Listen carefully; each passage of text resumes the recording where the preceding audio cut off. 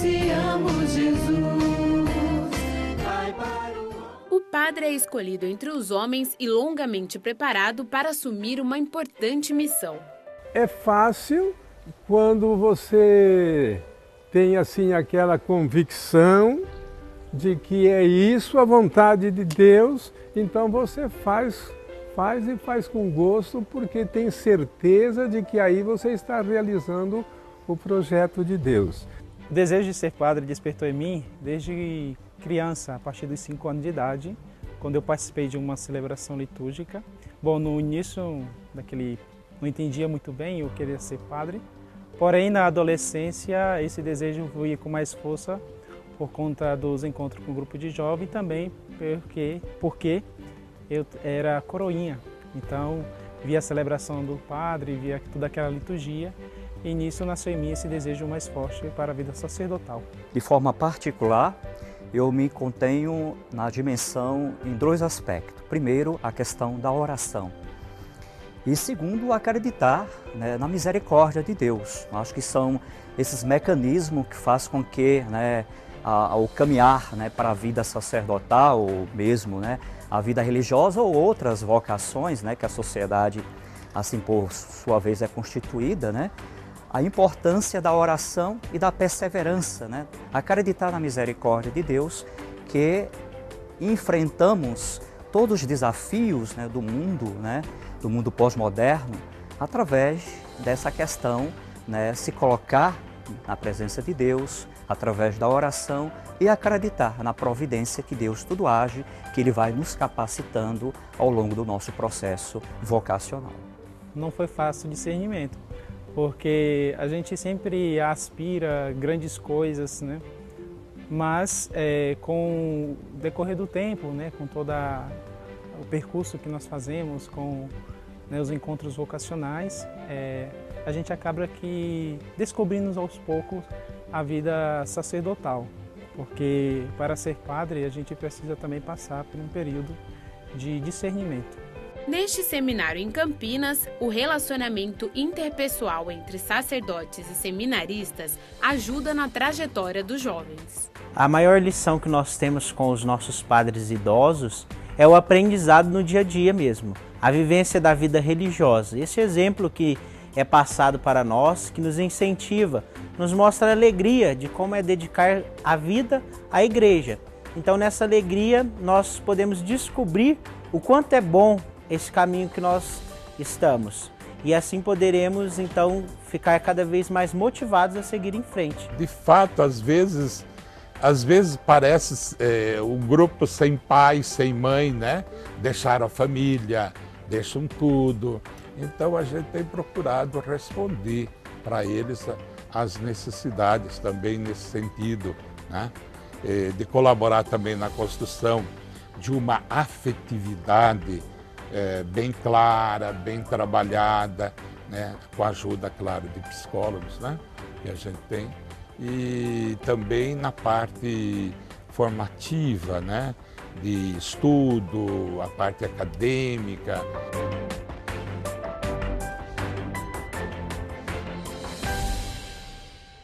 Graças a Deus, nós, bispos, contamos com um exército de padres, os presbíteros, sacerdotes, os padres, que trabalham em união com o bispo. Fazendo o quê?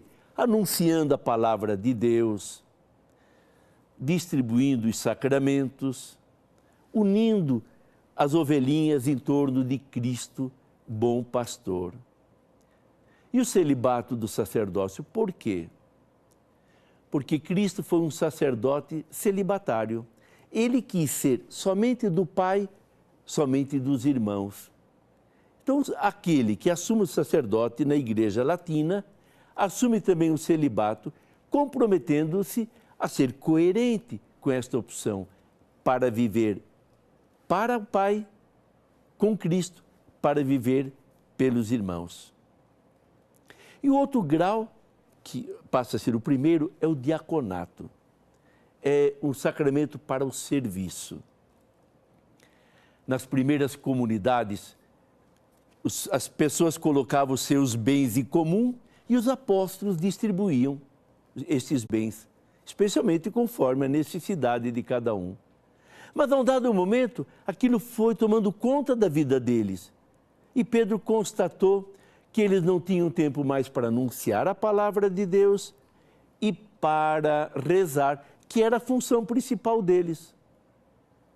Aí instituíram diáconos para esse ministério. É aquele que vai servir especialmente às necessidades dos pobres. Também vai ajudar na liturgia, na missa, na catequese, na celebração de sacramentos, do batismo. Mas a principal função dos diáconos, aquilo para o que foram instituídos, para o serviço, o ministério do serviço às necessidades da igreja. Então, está no meio dos outros, como Jesus, como aquele que serve.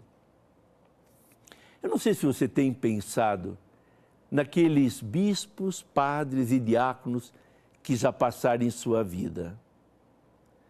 Muitos só se lembram para criticar. E aí eu quero dizer uma coisa para você. Nós que recebemos este sacramento, somos iguais a vocês, de famílias como a de vocês, com as dificuldades que vocês enfrentam, com os nossos limites.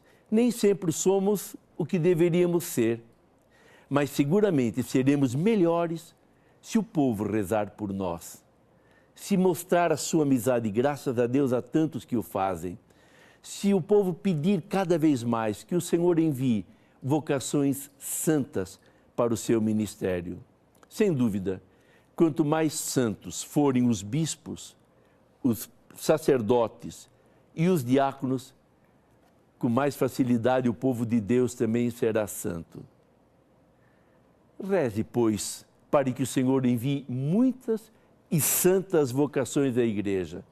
Reze para que de sua família o Senhor chame alguém, porque é uma graça alguém poder dizer sim ao Senhor e do fundo de sua fraqueza poder dizer: Senhor, eis-me aqui, envia-me, quero te servir sendo como sou.